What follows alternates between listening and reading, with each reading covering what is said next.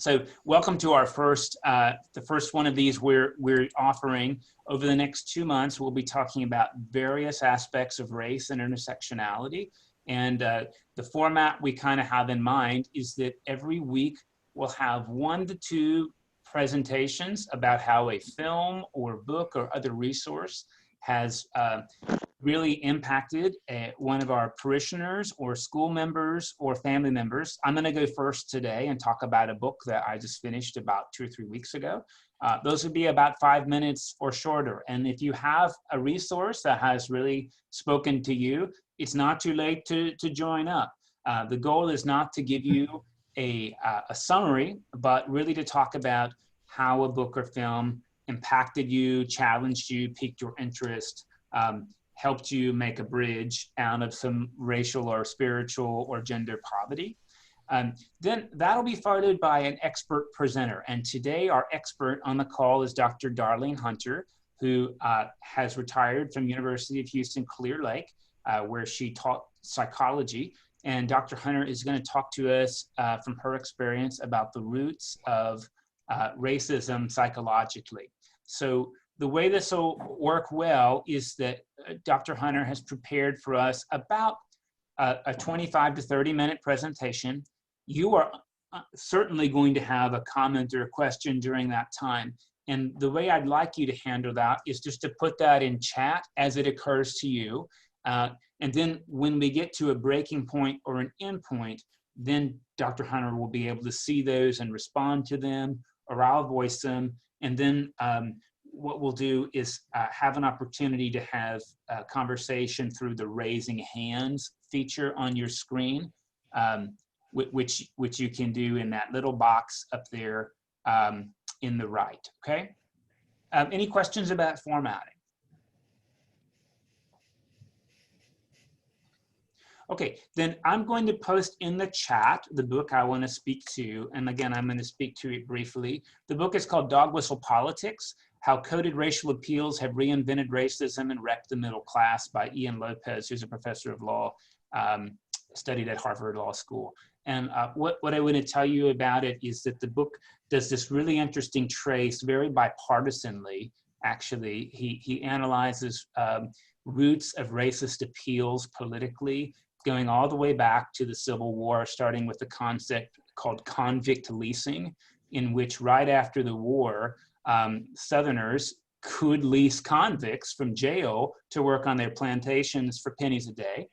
And that there is this really interesting deal where basically Black people who weren't employed by white people in the South could just be arrested willy-nilly and put in jail so that plantation owners could lease them to do work. So it was sort of like slightly more expensive slavery.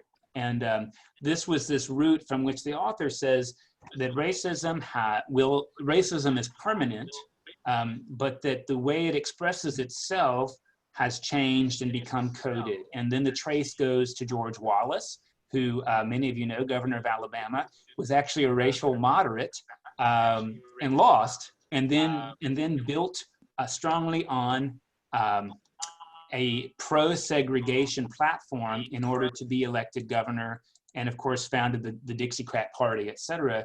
And that movement is sort of what switched Republicans and Democrats.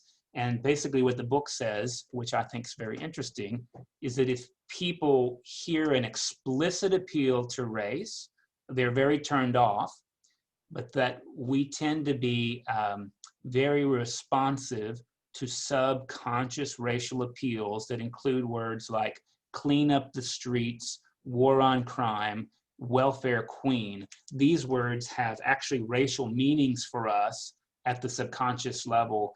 And part of what the book talks about is how being raised to be colorblind, I don't see color, I just see productivity, has been a way to kind of mask the unfortunate effects of race. For me, it was really compelling because what the author does is not only, as I said, pick this up in Republican campaigns through particularly Barry Goldwater and George Wallace and Richard Nixon, but also traces that through Jimmy Carter and Bill Clinton.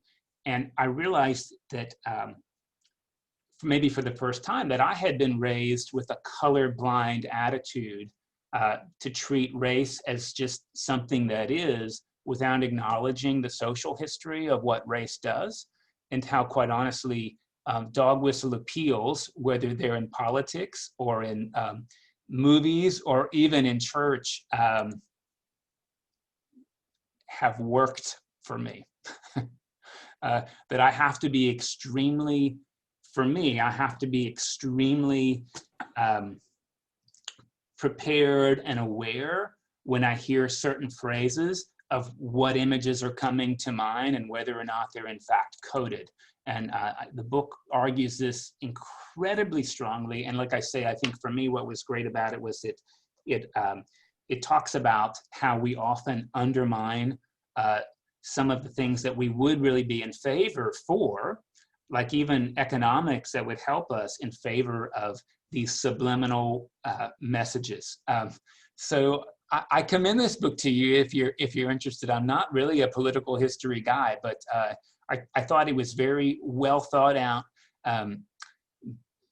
balanced, I would say. And again, I just felt like it really revealed to me the way I was raised with this, again, colorblind mentality that I'm really needing to go back and research, because color blindness, as I said, is really ignores at its own peril the social distinction of race in our country and the social history. Okay, that was my presentation on dog whistle politics. And now Dr. Darline Hunter has a presentation prepared for us, and you have the floor. And remember, if you have a question, please just put it into chat. Okay. Even though I'm serving as the expert for this segment of our series, I do not consider myself an expert on racism per se. My focus of study, research, and experience is way too broad for me to have become a true expert. Yes, racism has been a large segment of my teaching agenda, but my broad focus is that of social justice. Any of the isms, unjust systems used to overpower and subdue the other or outsiders. Racism, sexism, heterosexism, ageism, to just list a few. I pulled that all together for the university by stating that my research agenda was counseling diverse populations. This left my research and publishing path open to all diversities, not limiting it to any one cultural, ethnic, or social group. Of course, in addressing diverse populations, the isms are a topic of ever-present importance and influence. All diverse populations are considered the outgroup and open to prejudice and discrimination by the in-group.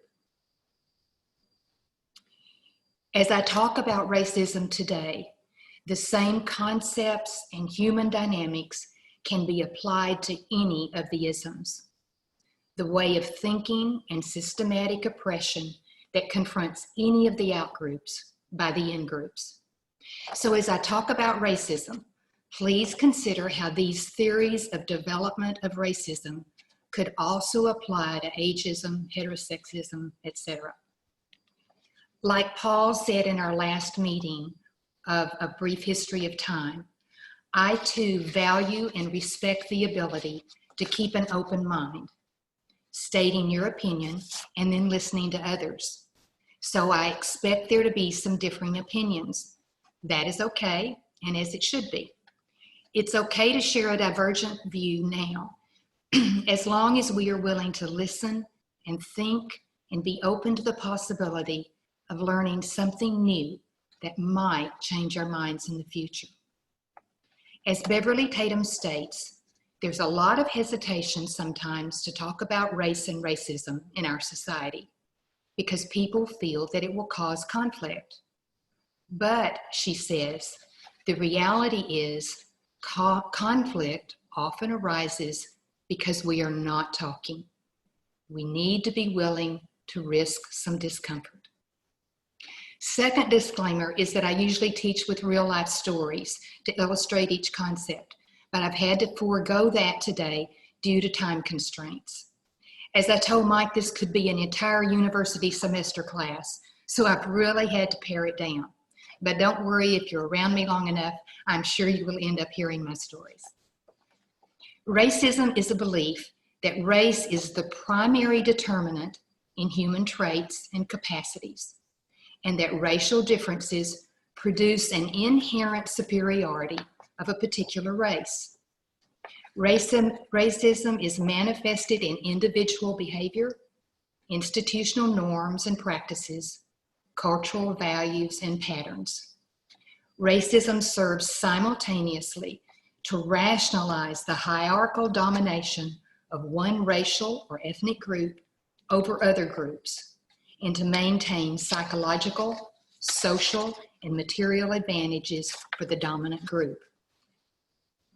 Both active racism and passive acceptance of race-based privilege disrupt the mental health and psychological functioning of both victims and perpetrators of racial injustice. Respect for the inherent dignity and well-being of each member of the human family is the psychological foundation of freedom, human justice, and peace. Just as Paul pointed out to us in our past study, scientific theories evolve, build upon each other, and often mirror the thinking of the general culture of the day. Psychology is a fairly new science. As psychology has evolved, early theories have been disproven and dropped along the way. Unfortunately, psychology was not exempt from the racist thinking of the culture in the past. Psychology's racist past mirrors the racist attitudes of that current society. Just a few of the darker milestones of how psychology's history has contributed to racism includes the use of eugenics in the 1800s. Eugenics is a set of beliefs and practices used to improve the human race through selective breeding. Eugenics was used by excluding groups judged to be inferior and promoting those judged to be superior.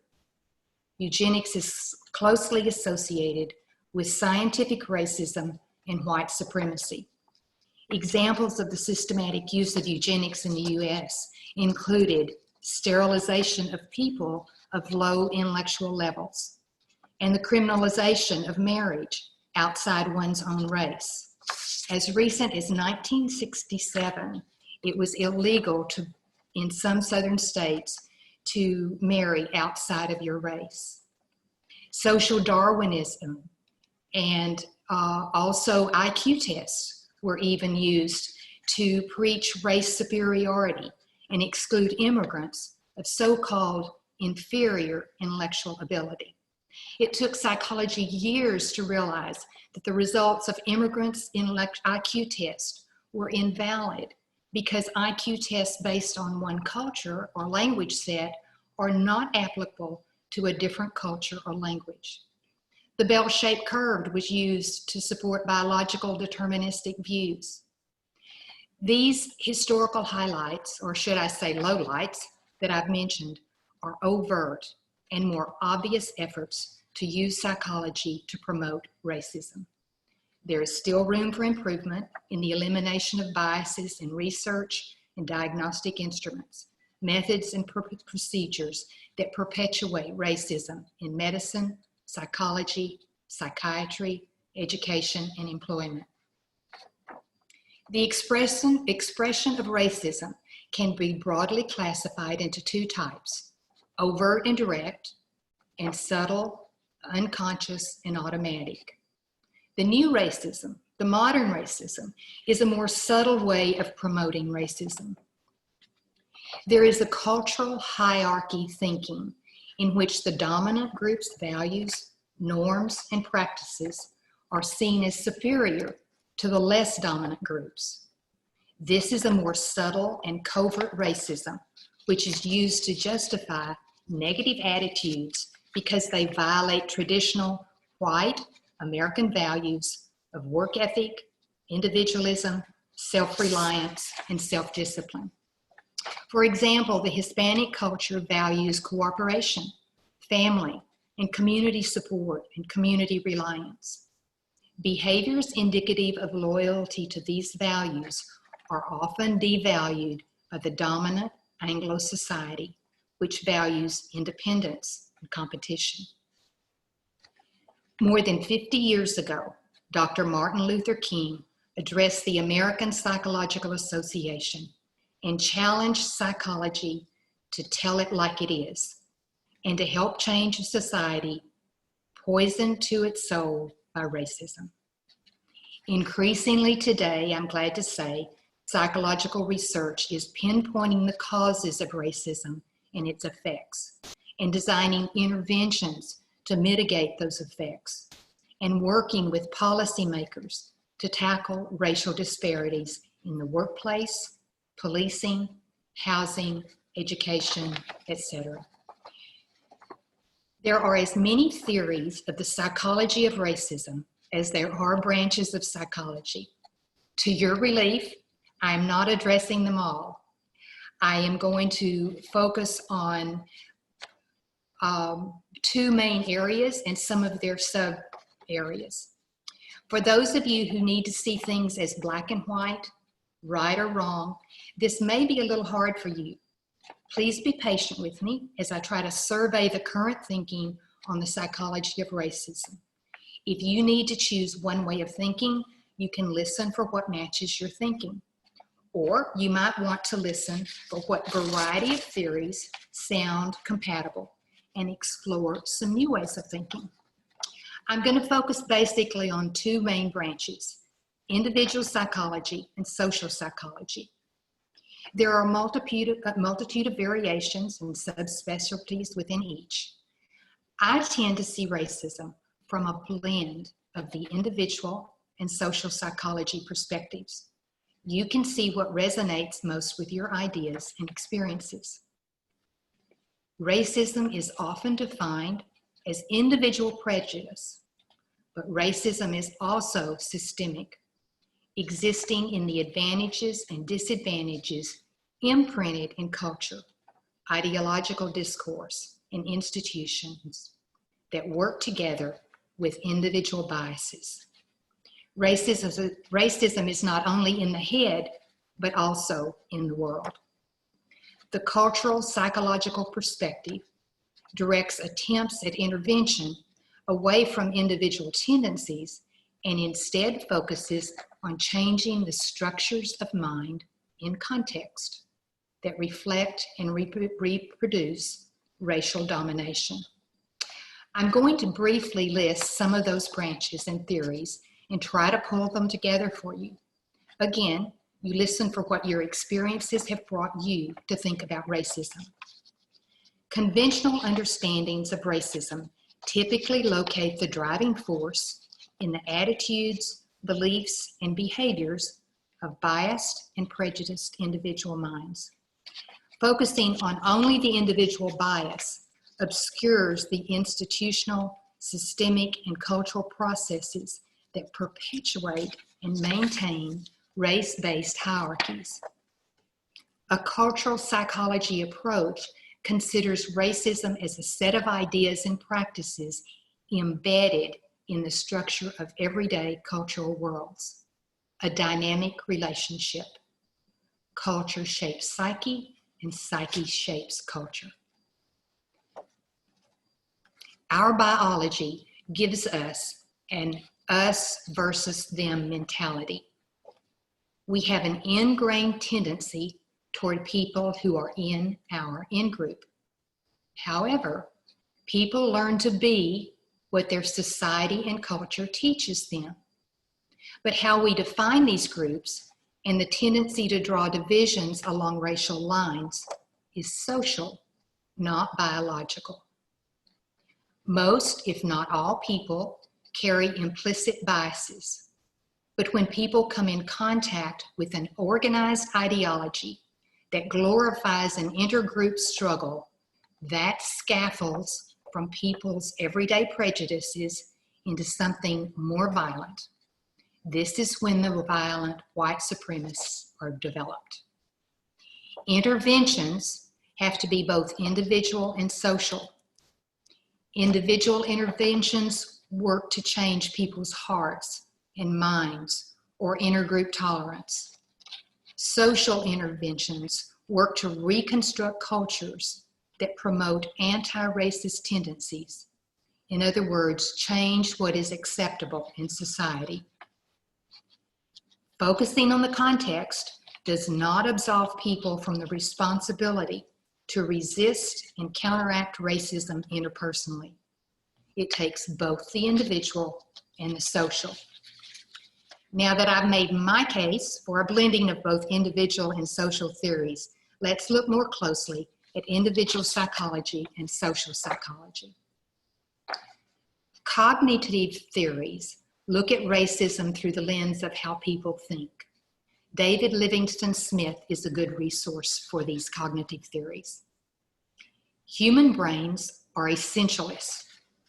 We tend to divide the natural world into kinds of things. People think of race as being biologic, coming from a small, similar genetic pool. The folk concept is that people of a particular race look alike. What they really mean is that they have the same skin color. In actuality, skin color varies within a race, and color is only one of many human characteristics.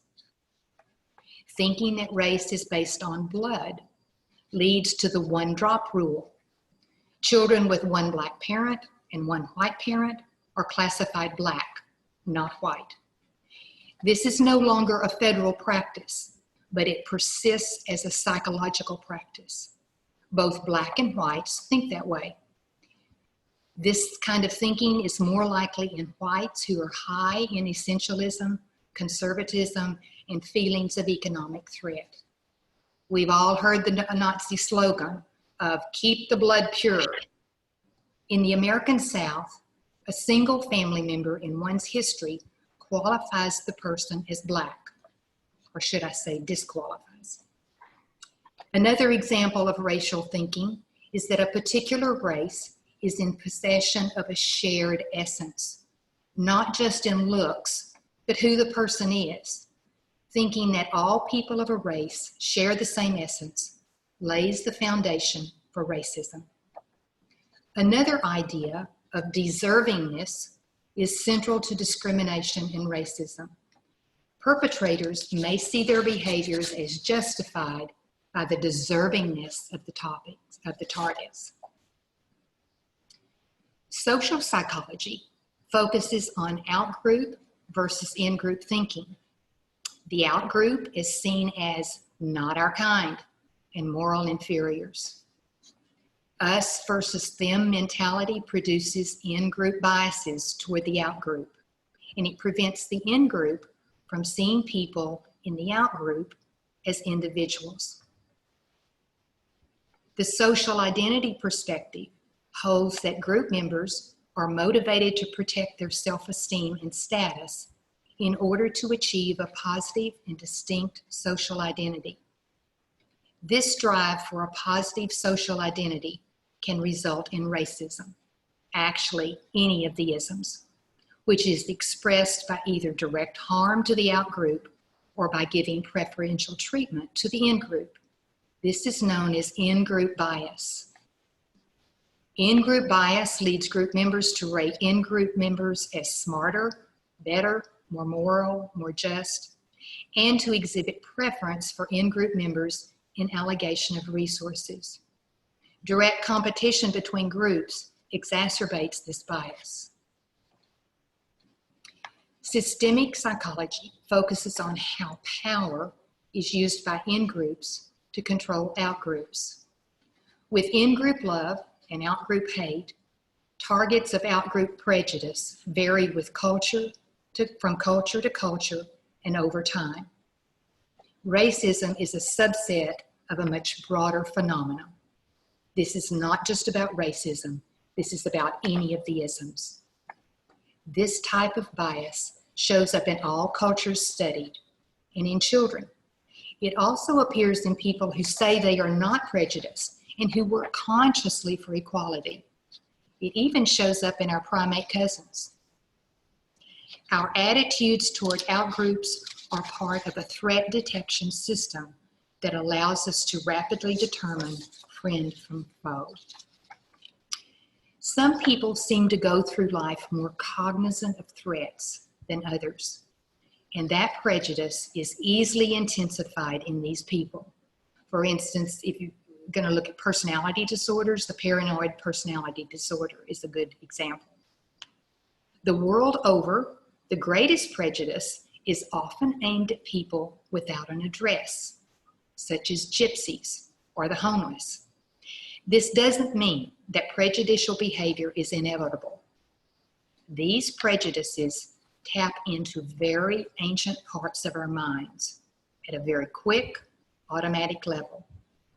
But we have evolved parts of our brains that allow us to engage in slower, more rational thought.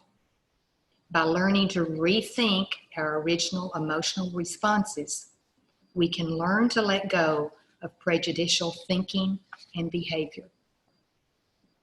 If you combine the cognitive theory of essentialist thinking and the outgroup bias thinking of social psychology, this leads to overt racism because we think other races are morally despicable and negative characteristics are essential to them.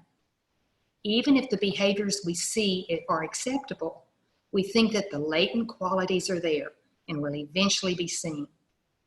As a result, the in-group feels justified in acting out their out-group biases with preferential treatment. Stephen Taylor is a good resource for looking through the individual psychological lenses of defense mechanisms. Dr. Taylor sees racism as not a natural, innate human characteristic. He sees it as defense mechanism. Psychological defense mechanisms are generated by feelings of insecurity and anxiety. Defense mechanisms are unconsciously developed to protect a person from anxiety, which arises because we feel threatened. I call it kind of an unconscious anxiety management. Defense mechanisms ward off anxiety and make us feel better. Defense mechanisms can be normal and helpful until they get out of proportion and create problems. Humans have an innate need to belong. If we do not feel valued, loved, or worthy, we feel rejected and alone. Our need to belong can lead to feelings of anxiety, insecurity, insignificance, and fear, so we resort to status seeking. Status seeking leads to materialism, greed, prejudice, and aggression, and it makes us more likely to conform to culturally accepted attitudes and leads us to identify with national or ethnic groups. We use those behaviors to help us feel stronger and more in control, which leads to increased sense of significance, value, security. We do this to protect ourselves against the threat of isolation. When we judge someone as inferior, we can feel superior, therefore stronger and more in control. Racism in this line of this theory is seen as a defense mechanism. Racism, the broader belief that racial differences produce the inherent superiority of a particular race, and xenophobia, fear and hatred of strangers or foreigners, does not have a genetic or evolutionary basis, but is a primary psychological trait. Dr. Taylor lists 5 aspects of racism as psychological defense mechanisms. As I talk about these 5 areas, you can also think of them as stages of racism. First, the person feels insecure, lacking identity. Therefore, he identifies with a group in order to have a sense of belonging. This is a healthy behavior within reason, such as when we identify with a church, a team, or a school. But excessive anxiety and excessive identification can lead to stage 2, which is enmity toward other groups. Hostility becomes more defined, and group cohesiveness is felt when in conflict with others, leading to stage 3, where empathy is withdrawn from members of other groups. Concern and compassion are listed at this stage. This is where we begin to see increased cruelty toward outsiders. At stage 4, there is homogenization of individuals belonging to other groups.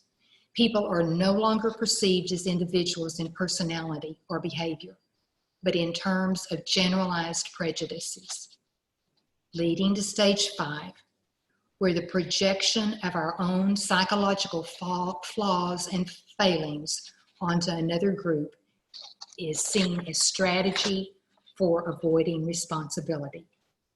We displace our feelings of anger about our own insecurity onto scapegoats who are punished and blamed.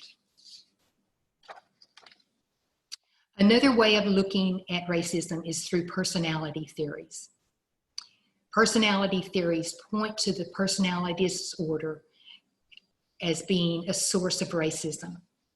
Narcissistic personality disorder, antisocial personality disorder, and paranoid personality disorder tend to be the 3 most racist.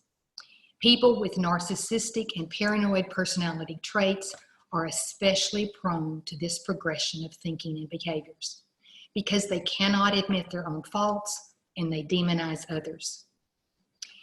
There is a correlation between racism and psychological ill health. Racism is a symptom of psychological ill health.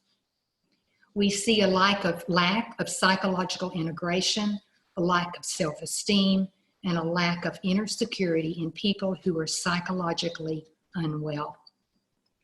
Psychologically healthy people with a stable sense of self and security have no need to improve or bolster themselves with excessive negative group identity, or to define themselves in distinction from and in conflict with others. Remember that identification with positive groups is a sign of good psychological health. It is the excessive over-identification with negative groups in order to bolster one's sense of security and self-worth at the expense of others in the outgroup that is the problem. Mentally healthy people are flexible, adaptive, curious, energetic, and stable. So if we want to work on our mental health, we work on developing the ability to be more flexible and less rigid. We work on learning to be more adaptive when encountering stress, changes, or challenges. This is a lifelong task. We are a work in progress. People who display racist thinking and behavior are just the opposite. They are rigid in their thinking about others because they are basically insecure about who they are and their intrinsic value. This awareness of why people display racist thinking and behavior helps me to be more tolerant of those people, because I know that way deep down, this racism was born of pain, and this is their desperate attempt to protect themselves from more pain. But this is very hard for me, I must admit. I am a protector and champion of the underdog, the outgroup, the oppressed. So my first response is anger. Then I have to talk myself down by remembering how this racist came to be. Dr. Taylor reminds us that there is no biological basis for dividing the human race into distinct races. He says we all came from Africa. We developed different physical characteristics as we traveled to and adapted to different climates and environments. We are just one human race. We all have the same basic psychological needs: to be loved, to be valued, to belong. As for future research in psychology, I would like to see a shift of attention away from how people become racist to learning how we can help people become anti-racist. And I think psychology is well on the path to that goal today. Thank you for listening. Thank you, Darlene. I have two questions that have shown up already. One of them asked if you might be willing to differentiate between prejudice and discrimination and how that might be different from bullying. Okay. With prejudice, it's basically our thinking, how we think about people. We prejudge them based on surface characteristics or based on a category we've placed them in. Discrimination is more of a behavior. We treat them differently. We give them more privileges, or we pick on them. The bullying combines both the prejudice and the behavior. You see someone who could be a target. You feel better about yourself because you're the one in control and dominating someone else. So there is a little bit of intersectionality in your mind. mind. Absolutely, absolutely. How about intentionality? Does that play a role in bullying versus discrimination or prejudice? Yeah, I think we intentionally want to put people down. We intentionally want to lift ourselves up. We intentionally want to hurt them, whether it is emotionally or physically. Thank you. The second question is about racism and its evolutionary basis or not. And the questioner says, it seems that defining in and out groups would have a key aspect of evolutionary success, that these identified of in or out group biases are seen in many species.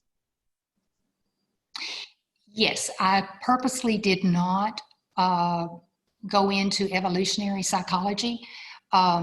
We can see some of those characteristics in our previous brothers and sisters, even in primates.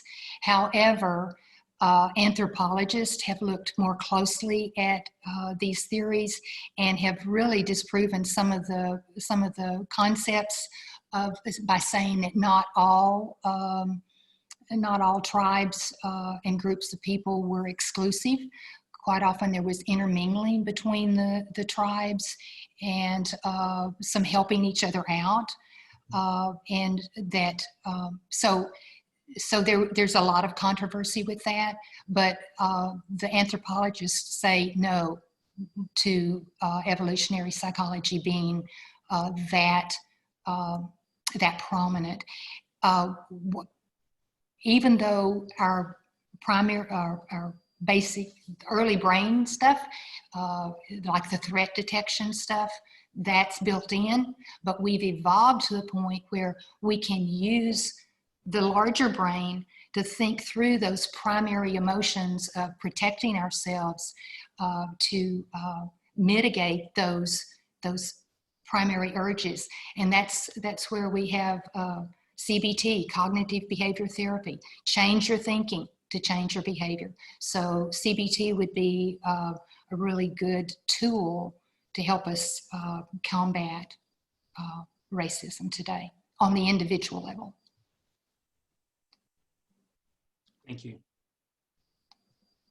Okay, let me ask now, are there any other questions, either by show of hands? You can raise your hand on the screen, or in your, you can also pick a reaction that looks like thumbs up or whatever, and I'll know to call on you. Also, chat is open. Antha, you've got a question or a comment? Yeah, I'd be curious to hear more about what the current studies are on how to make people become less racist.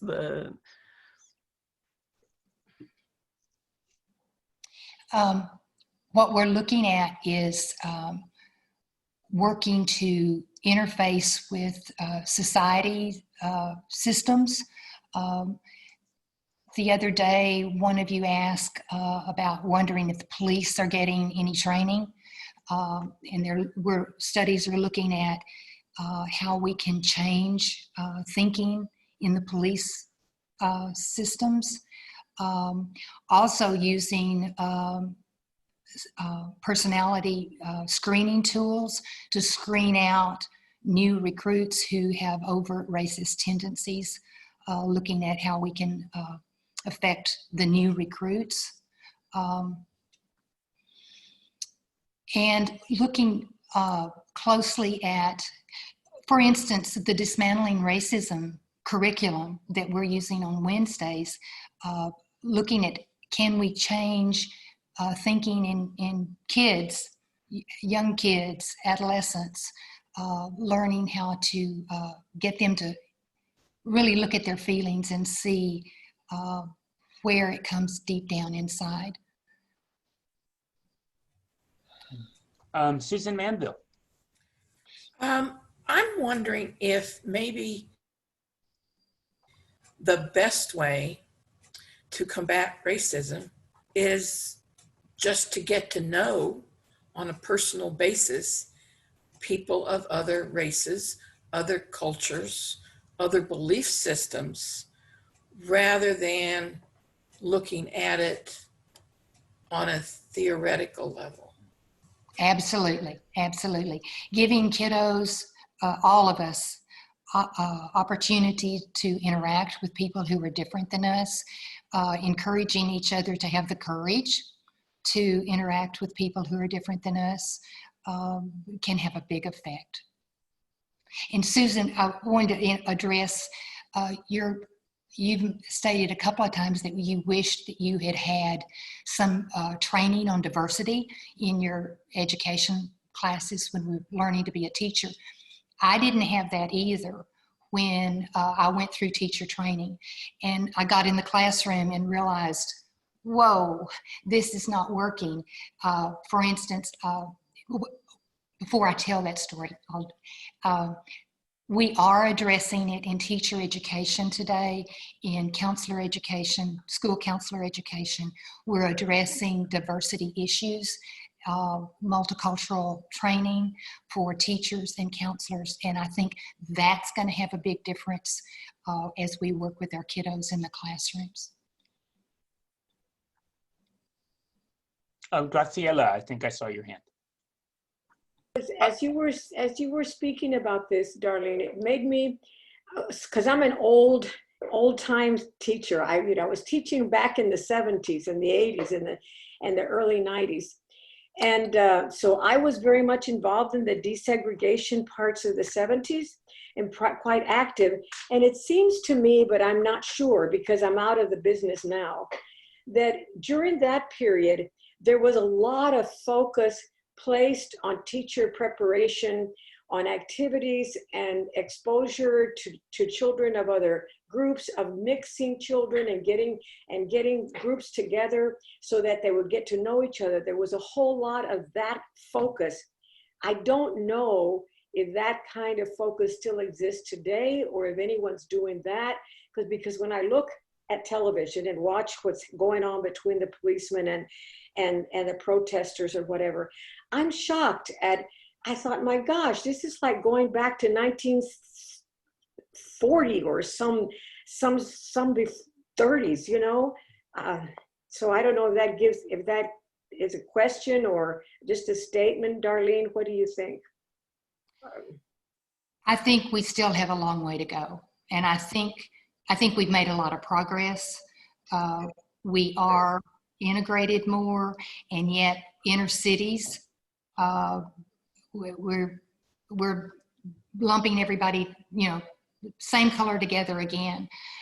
So we've got a long way to go. Yeah. Is it about economics, do you think? Is it a lot of it about economics? Yes, it is. Kathy, do you want to address that? You sent me a wonderful article the other day about the economic issues in helping us have social justice through economics. An Atlantic article, and I can forward the link onto the group. It was very nice, and it said we need to change the way we think about work as contributive we have sort of turned it into a meritocracy where we funnel people up through college, and then the cream of the crop keeps rising, and you have all the Wall Street wheelers and dealers who are doing nothing but manipulating numbers and making vast amounts of money. And even with the attitudes that every student needs to go to college. Well, every child does not need to go to college. It's not for everyone. We need more people in the trades. People have different interests and abilities, and we need to be working some more to that, where there is dignity to work and where you're contributing to the community and to the common good. No, that's a good comment. And I hope you put that on. I'm not sure how you can pass that article on, but I'd love to be able to read that, because as I watched what's going on now, it seems so much of it has to do with economics, but I'm not sure. I'm not sure because I'm outside of the picture. I'm watching it as a observant, not an active person. Thank you. Mike, I sent that link to you and Darlene. Maybe that's something you can tack into chat or add it on to however you do that. I'll post it into chat in just a second, and it'll be a live link. So just grab it and copy it. Thank you. Darlene, I've got 2 questions, and I've got another one on the screen. So can I offer you my 2 questions? They actually come out of the book Dog Whistle Politics I started with. Mm-hmm. First question is about color blindness in education. And the book referred to a kind of a longitudinal, like 25-year study based in Austin, of all places, that said that parents who tried to raise their children to be colorblind, that is to not pay attention to color, but to look at everybody as equal, actually defeated themselves, and those children grew up to display more overt racial tendencies than parents who paid attention to color, gender, etc. And I didn't know if you had any exposure to studies or thoughts like that when we think about how it is we go about the educational work of undoing future racism. My thinking on that is that rather than color blindness, we need to work on color valuing or difference valuing, seeing. There's no way to look at somebody and not see their color. I mean, that's not possible. But to look at people as a wonderful palette of God's creation, and no, I can't do that in the classroom, but I can say that here. We all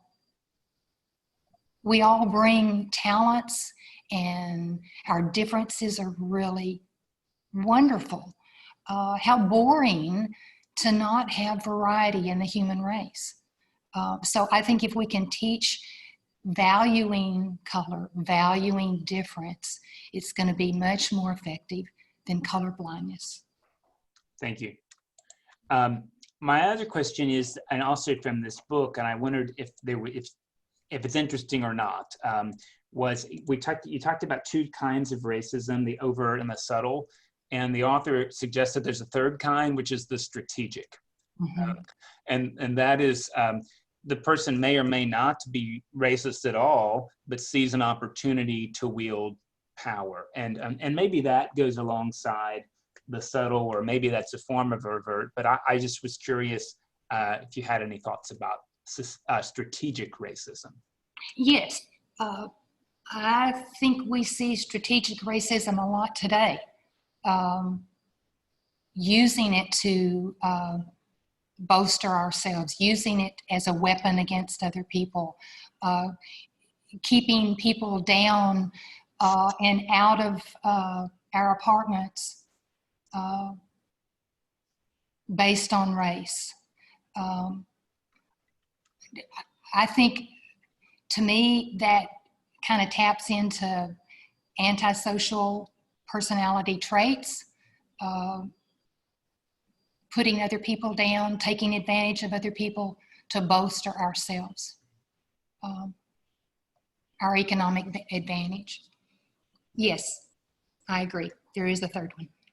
Thank you. Mary Ruth, you got your hand up, but I've got one that came in chat first, and then you're next. Question in chat. We seem to see evidences of racism at multiple levels within different areas of society. People seem to cling to traditions and behaviors in their private lives and then adjust to a public norm when interacting in public. Question, is this healthy? This seems part of the poverty issue as well. For me, it's not psychologically healthy because you're not integrated who you really are. You have a different personality out here that you present to the world, and then you've got your own stuff, you're hiding who you are. So I'm a proponent of integration of who we are, being, having integrity. Who we are at home is who we are out there. So for me, it's not psychologically healthy. So is this like the difference between political correct speech and genuine inclusivity? Yes. Okay. We need to live who we are. We need to be courageous enough to be who we are out there. Or change, right? Or change. Yes, absolutely. Or recognize that I don't want to be this way, and get some help, work on changing how you think in order to change how you feel. Thank you. Mary Ruth? Yes, I think it's a big step up to do this teaching at the school, in different schools, in this, to accept differences and to put different groups together.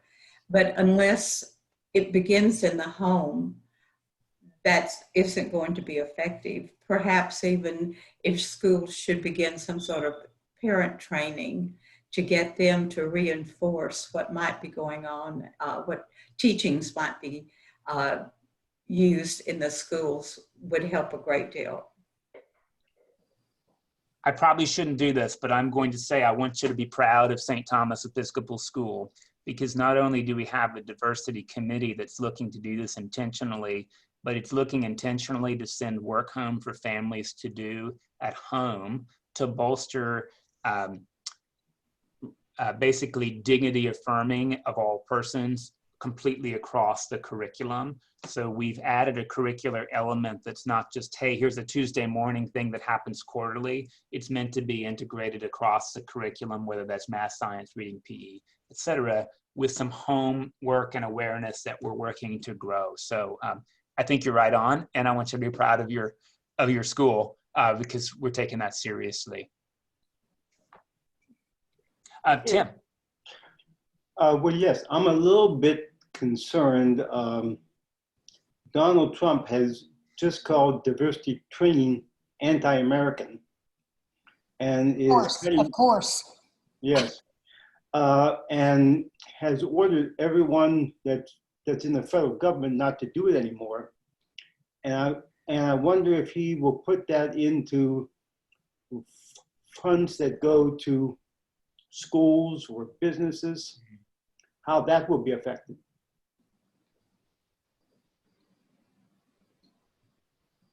We'll have to see.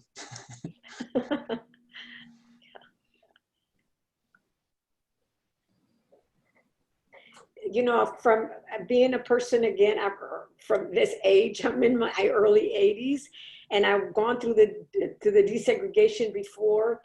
I'm just shocked that we would have, the kind of policies that are being invoked now, the kinds of behaviors that people are acting upon. It just doesn't even seem possible that we could have gone backwards like this. It's terribly sad, and all we can do is be hopeful, I guess, and keep working it with little groups like this and people talking to each other. So this is the beginning. Mr. John.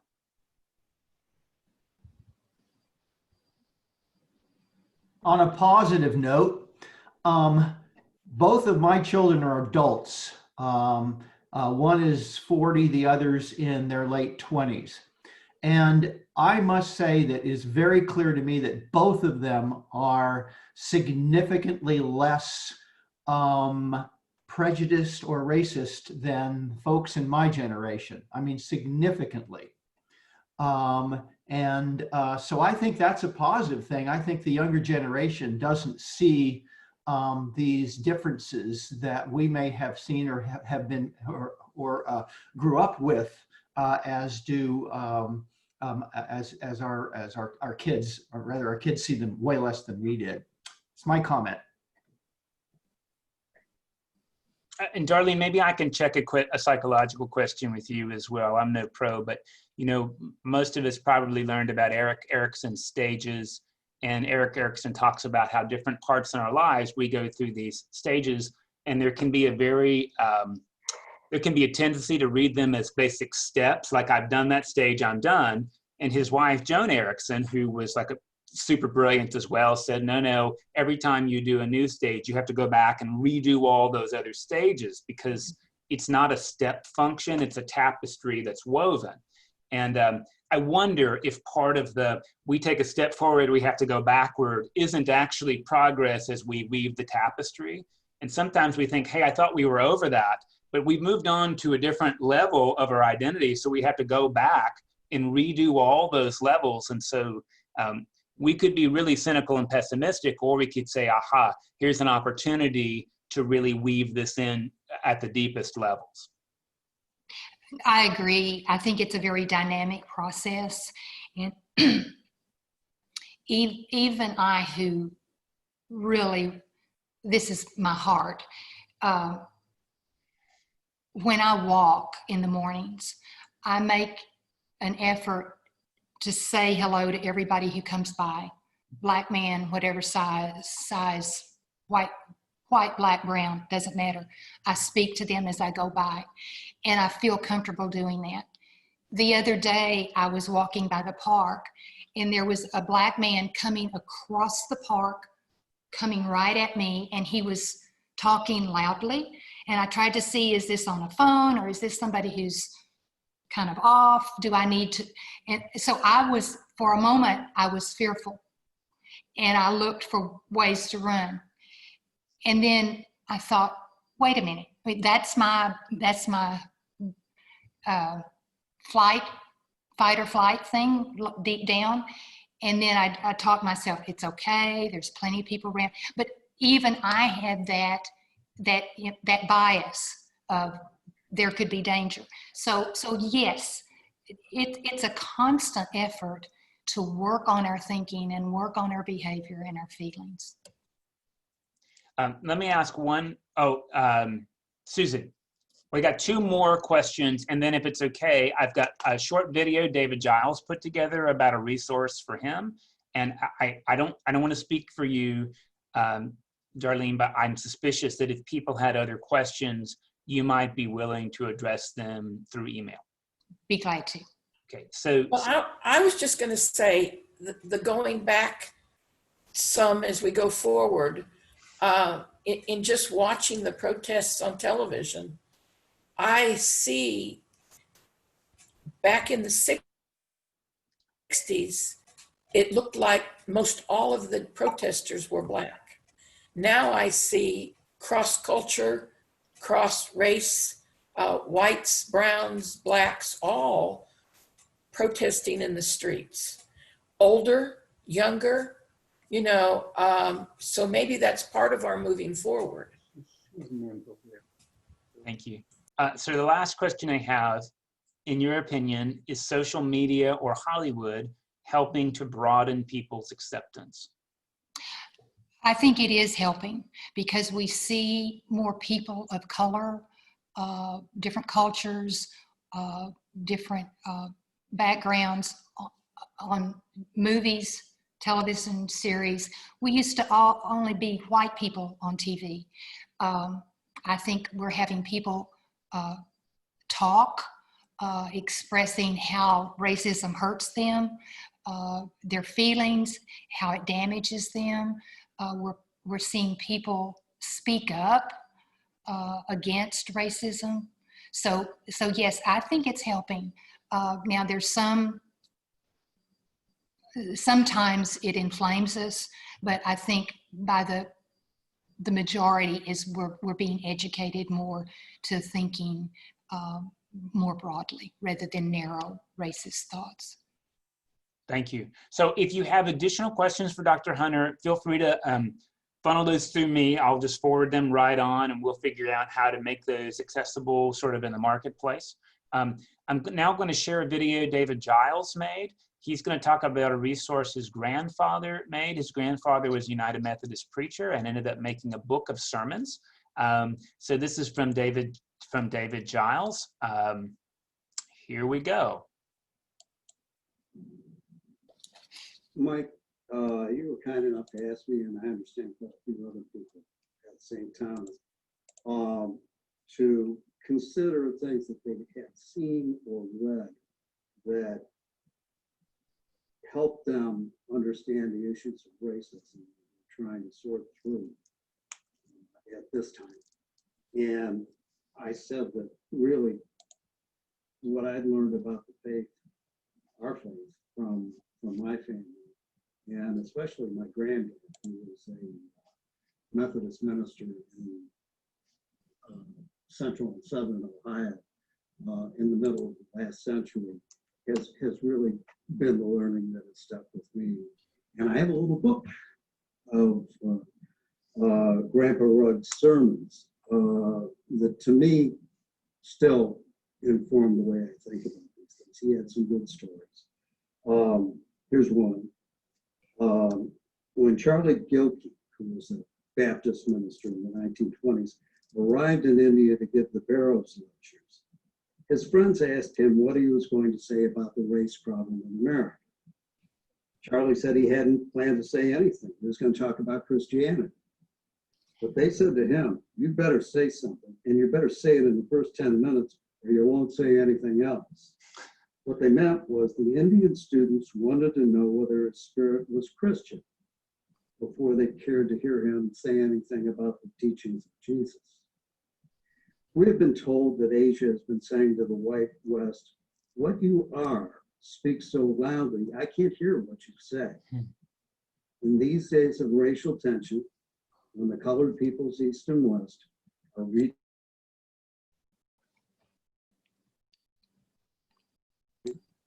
we need to ponder those words. Are we seeing men and women as he sees them, all as children with infinite possibilities for growth and development? Or are we seeing only the superficial, which means nothing in Jesus' eyes? Here's another of the stories. Haywood Broom told this story. Once in New York, several Negroes began to attend an all-white church. After several weeks, one of their number approached the minister and suggested he might like to join the church. The minister put him off, saying, why don't you think it over for a little while, talk with the Lord about it. And knowing he had been rebuffed, the man came to the minister a few days later and informed him he had decided not to join. Then he added, I did talk with the Lord, and he told me, give it up, will you? I've been trying to get into that church myself for the last 5 years. Another story. Years ago out in China, a missionary and a Western businessman sat together on a train from one place to another in China. Though they were strangers, they were soon engaged in a conversation. Suddenly the businessman exploded with, we Christians have got to stick together out here and keep these, and he swore, heathen in their places. And the missionary inquired of what church the businessman was a member. His companion replied, I'm not a member of any church. Back home, I probably wouldn't be considered a Christian. But, he asserted, out here you can bet I am. Another story. A young man was appointed minister of a certain church. In his first 2 or 3 sermons, he preached vigorously on the various social problems of the day. Shortly, he was approached by one of the brethren of the church who cautioned him against his plain speaking. The self-appointed advisor said, I don't believe I'd criticize that. You might offend so-and-so. Go easy in dealing with these other matters. We have members that won't like it. Nonplussed, the young minister asked, well then, what shall I speak out of? And the good brother thought for a few moments and replied, give it to the Moabites. Give it to the Moabites because they haven't got a friend in town. So all of these observations, my granddad was no radical, were made in the 1940s and 1950s. And the fact is that we're still working on the same issues with people of color. And I think we've all been well intentioned. And I think we've made some progress. But it's clear, and if we didn't know it was because we were hiding from it, that we still have a long way to go. And our Christian faith should be an aid and a goad and not an obstruction to getting where we need to go with our brothers and sisters of all colors and all backgrounds. And that's always been an influence, but maybe not influence enough. Hope this helps. Okay, thank you all for turning in. I will tell you that if you're interested in the 18th Camel, I have it in my office. In fact, I might have 2 copies. And those again are Dave Giles' grandfather's sermons. And huge thanks, Dr. Hunter. Really, really grateful for your time and your leadership. I really, really appreciate your taking on our questions and going first. And you all may not know this, but Dr. Hunter also really helped lay the groundwork for how we're doing all of these. So huge thanks to you. Thank you. Thank you. Thank you. I want to lay the scene that next week, Dr. Roberta Nutt, retired from University of Houston downtown, is going to be speaking with us, same time, same place, on white privilege and white fragility. So we'll get to hear some resource presentations from folks, beginning and end. We'll get to hear Dr. Nutt in the middle, and I look forward to seeing you next week. Thank you all. Bye-bye. Bye all.